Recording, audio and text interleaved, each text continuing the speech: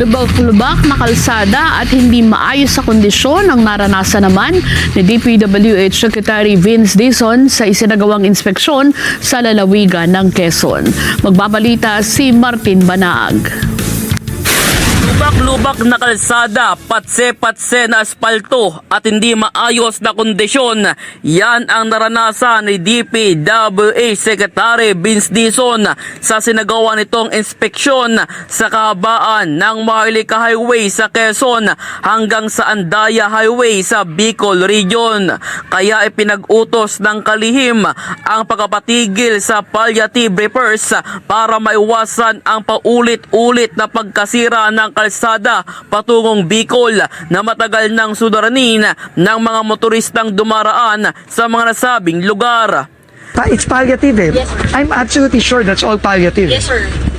Di ba? Na-flag din namin sir lahat ng So let's put everything on hold and we will do holistically na rin yung Maharlika. Yes, sir. Kasi that's all Band-Aid for sure.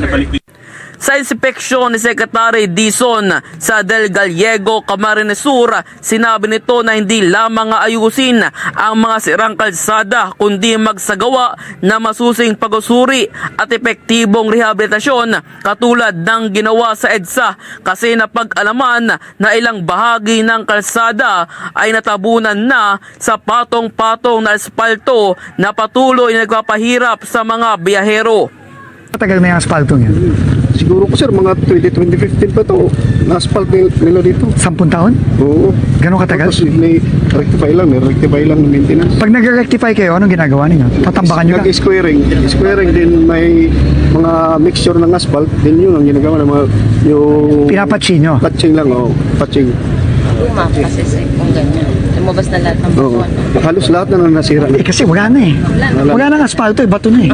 Nadatnan naman ang malaking pothole sa Andaya Highway sa Camarines Sur dahil sa pinsala ng Bagyong Christine at tiniyak nito na agad na makumpuni ito bago mag-Nobyembre. Nagpasalamat naman ang mga residente at motorista sa aksyon nito upang matugunan ang matagal ng problema sa kalsada. Martin Banaag para sa Mata ng Agila. Matatag, matapang, matapat.